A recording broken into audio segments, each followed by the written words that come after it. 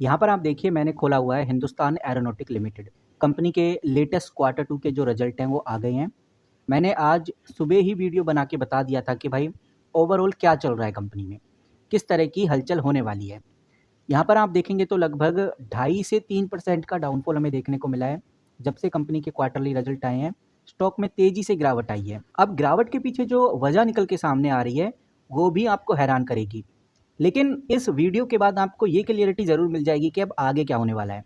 चलिए सीधा मुद्दे की बात करते हैं और जानते हैं कि भाई बेसिकली रीज़न क्या है, कारण क्या है, क्यों हिंदुस्तान एरोनॉटिक लिमिटेड में ये डाउनफॉल हमें देखने को मिला। मनी कंट्रोल काफ़ी पॉपुलर वेबसाइट है। मनी कंट्रोल के द्वारा एक आर्टिकल पब्लिश किया गया है। यह आर्टिकल 12 नवंबर यानी आज का ही है, जो आप इधर क्लियरली स्क्रीन पे देख सकते हैं। और मनी कंट्रोल के ऊपर इस आर्टिकल ने जिस तरह का जवाब दिया है वो वाकई में काबिल तारीफ है। बिल्कुल क्लियरली समझ में आता है कि भाई वजह क्या है। इस आर्टिकल में हेडलाइन में साफ साफ बोला गया है कि HAL लगभग 3% ड्रॉप हुआ कंपनी के क्वार्टरली रिजल्ट आने के बाद। और नीचे बड़ा रीजन भी दिया गया है। नीचे आप देखेंगे तो ये पूरा का पूरा डेटा है जिसमें हमें बहुत क्लियर नजर आता है कि कंपनी के जो कंसोलिडेट नेट प्रॉफिट है, जो कंसोलिडेट नेट प्रॉफिट था वो आप इधर देखिए 1669 करोड़ का नेट प्रॉफिट निकल के आया। और ये जो नेट प्रॉफिट है पिछले साल के सेम क्वार्टर से 10.5% ज़्यादा है। ये डेटा आप इधर क्लियरली देख सकते हैं, 10.5% ज़्यादा है। तो ये बात तो वाकई में काफ़ी अच्छी है। और रेवेन्यू फ्रॉम ऑपरेशन की बात करें तो वो भी लगभग 11% बढ़ा है। और ये जो रेवेन्यू था ये लगभग 5,976 करोड़ से बढ़कर 6,628 करोड़ हुआ है, लगभग 11% की ग्रोथ।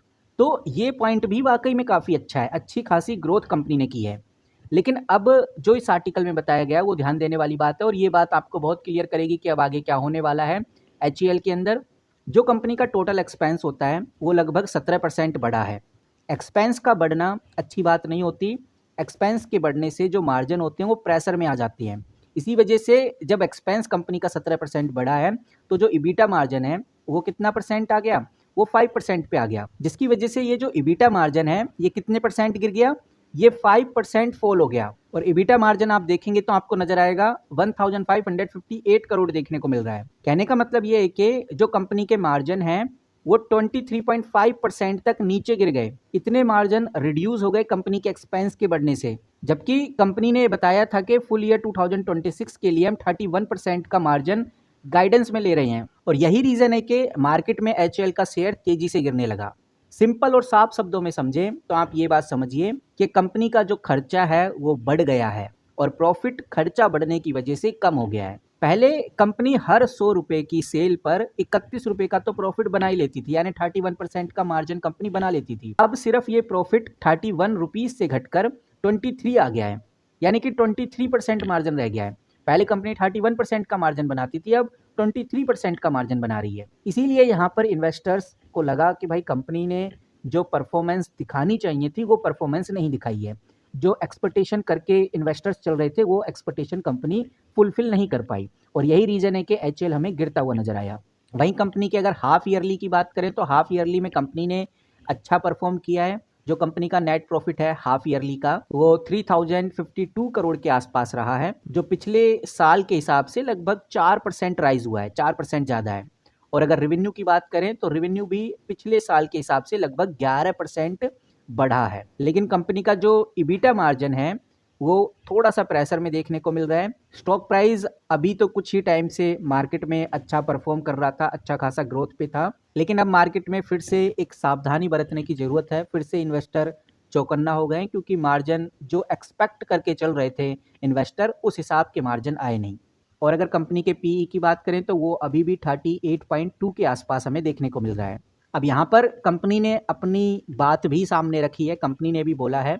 और ये जो भी कंपनी ने बोला है वो आप कंपनी की ऑफिशियल PDF में देख सकते हैं। कंपनी के ऑफिशियल PDF के द्वारा साफ बताया जा रहा है। ये मैं इधर ऑफिशियल PDF खोल देता हूँ। ये PDF 32 पेजेस की है। इसमें कंपनी ने साफ बोला है कि कंपनी का जो एक्सपेंस है इस बार थोड़ा सा बड़ा है, पर प्रॉफिट मार्जिन हमने पूरे मेंटेन करने की कोशिश की है। इसी के साथ कंपनी ने ये जो खर्चे हैं क्यों बढ़े हैं इसके पीछे भी रीज़न दिया है।